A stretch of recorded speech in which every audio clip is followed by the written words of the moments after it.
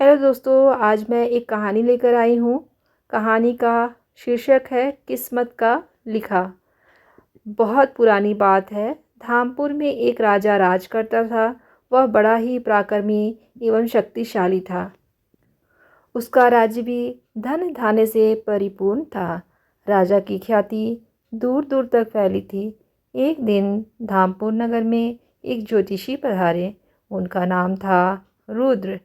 उनका बहुत नाम विख्यात था कि वह बहुत ही पहुँचे हुए ज्योतिषी हैं और किसी के भविष्य के बारे में भी सही सही बता सकते हैं। वह नगर के बाहर एक छोटी कुटिया में ठहरे थे। उनकी इच्छा हुई कि वह भी राजा से भेंट करे। उन्होंने राजा से मिलने की इच्छा व्यक्त की और राजा से मिलने की अनुमति उन्हें मिल गई। राज दरबार में राजा ने उनका हार्दिक स्वागत किया। चलते समय राजा ने ज्योतिषी को कुछ हीरे जवाहरात देकर विदा करना चाहा, परंतु ज्योतिषी ने यह कहकर मना कर दिया कि वह सिर्फ अपने भाग्य का खाते हैं। राजा की दी हुई दौलत से वह अमीर नहीं बन सकते। राजा ने पूछा, इससे क्या तात्पर्य है आपका गुरुदेव? कोई भी व्यक्ति अपनी किस्मत और मेहनत से गरीब या अमीर होता है। यदि राजा भी किसी को अमीर बनाना चाहे तो नहीं बना सकता। राजा की दौलत भी उसके हाथ से निकल जाएगी। यह सुनकर राजा को क्रोध आ गया। गुरुदेव, आप किसी का हाथ देखकर यह बताइए कि उसकी किस्मत में अमीर बनना लिखा है या गरीब। मैं उसको उलट कर दिखा दूंगा। राजा बोला, ठीक है, आप ही किसी व्यक्ति को बुलाइए। मैं बताता हूँ उसका भविष्य और भाग्य। ज्योतिषी ने शांतिपूर्वक उत्तर दिया। राजा ने अपने मंत्री को चुपचाप कुछ आदेश दिया और कुछ ही क्षणों में एक सजा धजा नौजवान ज्योतिषी के सामने हाजिर हुआ। ज्योतिषी रुद्र ने ध्यान से उस व्यक्ति का माथा देखा, फिर हाथ देखकर कहा, यह व्यक्ति गरीबी में जन्मा हुआ है और जिंदगी भर गरीब ही रहेगा। इसे खेतों और पेड़ों के बीच कुटिया में रहने की आदत है और वही रहेगा। राजा सुनकर हैरत में पड़ गया। वह बोला, आप ठीक कहते हैं। यह सजा धजा नौजवान महल के राजसी वस्त्र पहनकर आया है, परंतु वास्तव में यह महल के बागों की देखभाल करने वाला गरीब माली है।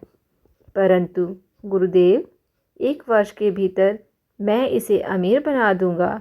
यह जिंदगी भर गरीब नहीं रह सकता। राजा का घमंड देखकर ज्योतिषी ने कहा, ठीक है, आप स्वयं आजमा लीजिए, मुझे आज्ञा दीजिए। और ज्योतिषी रुद्र वहाँ से चले गए। राजा ने अगले दिन माली को बुलवाकर एक पत्र दिया और साथ में यात्रा करने के लिए कुछ धन दिया। फिर उससे कहा, यहाँ से 100 कोस दूर कालागढ़ में मेरे परम मित्र जानू प्रताप रहते हैं। वहाँ जाओ और यह पत्र उन्हें दे आओ। यह सुनकर माली का चेहरा लटक गया। वह पत्र लेकर अपनी कुटिया में आ गया और सोचने लगा, यहाँ तो पेड़ों की थोड़ी बहुत देखभाल करके दिन भर आराम करता हूँ। अब इतनी गर्मी में इतनी दूर जाना पड़ेगा।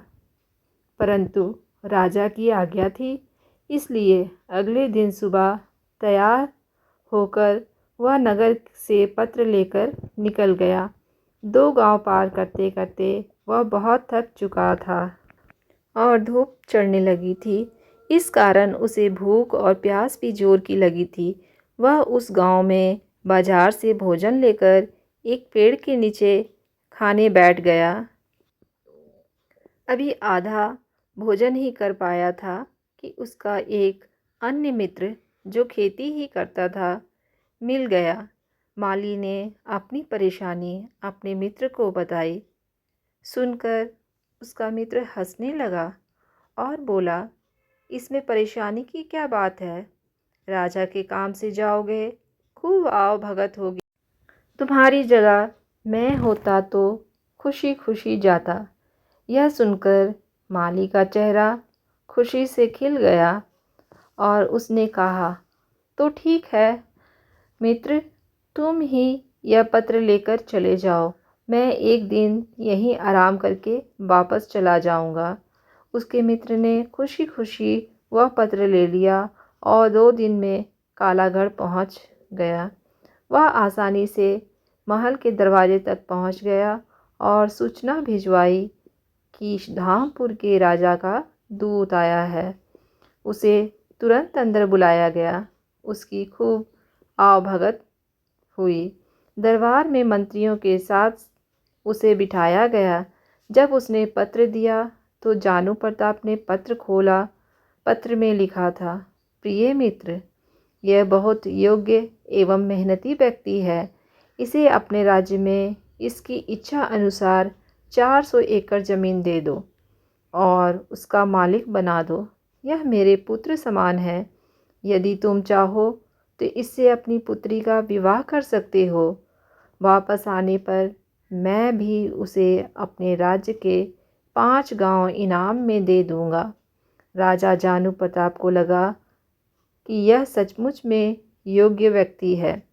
उसने अपनी पुत्री व पत्नी से सलाह करके पुत्री का विवाह उस व्यक्ति से कर दिया और चलते समय ढेरों हीरे जवाहरात देकर विदा किया। उधर आलसी माली थका हारा अपनी कुटिया में पहुंचा और जाकर सो गया। 2 दिन सोता रहा। फिर सुबह उठकर पेड़ों में पानी देने लगा। सुबह जब राजा अपने बाग में घूमने निकले तो माली से पत्र के बारे में पूछा।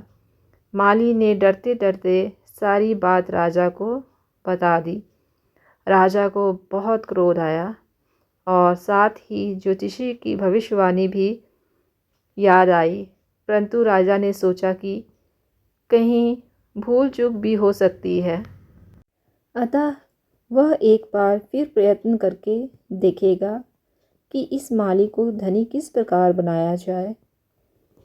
3-4 दिन बाद माली राजा का गुस्सा कम करने की इच्छा से खेत से बड़े बड़े तरबूज तोड़कर लाया और बोला, महाराज, इस बार फसल बहुत अच्छी हुई है।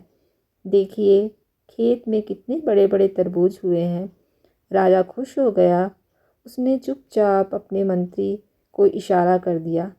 एक बड़ा तरबूज लेकर अंदर चला गया और उसे अंदर से खोखला कर उसमें हीरे जवाहरात भरकर ज्यों का त्यों चिपका कर ले आया। राजा ने माली से कहा, हम आज तुमसे बहुत खुश हुए हैं। तुम्हें इनाम में यह तरबूज देते हैं। सुनकर माली का चेहरा फिर लटक गया। वह सोचने लगा कि राजा ने इनाम दिया भी तो क्या। वह बड़े उदास मन से तरबूज लेकर जा रहा था। तभी उसका दूसरा मित्र मिल गया। वह बोला, क्यों भाई, इतनी उदास होकर तरबूज लिए कहाँ जा रहे हो? माली बोला, क्या करूं, बात ही कुछ ऐसी है।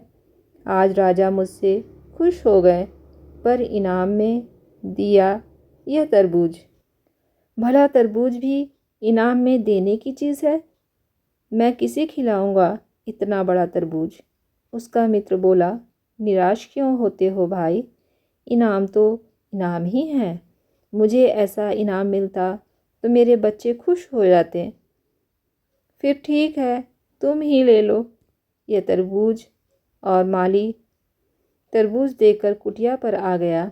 अगले दिन राजा ने माली का फिर वही फटा हाल देखा तो पूछा, क्यों तरबूज खाया नहीं? माली ने सारी बात चुपचाप बता दी। राजा को उस पर बड़ा क्रोध आया, पर कर क्या सकता था। अगले दिन माली ने अपने मित्र को बड़े अच्छे अच्छे कपड़े पहने बग्गी में जाते देखा तो उसके आश्चर्य का ठिकाना न रहा।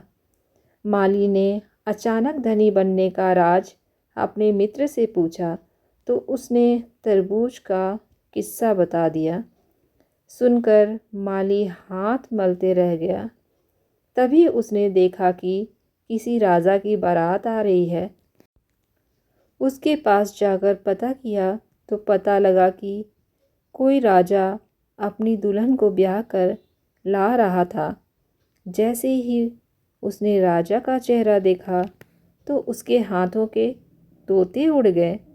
उसने देखा राजसवारी पर उसका पहला मित्र बैठा रहा था।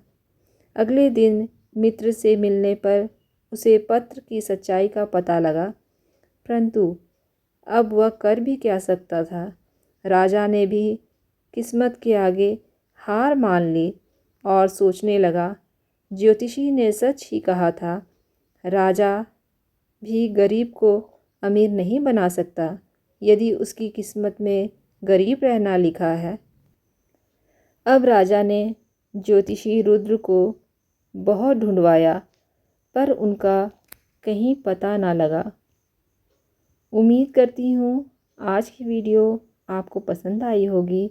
अगर वीडियो आपको पसंद आई है तो लाइक, सब्सक्राइब, शेयर और कमेंट ज़रूर करें। धन्यवाद।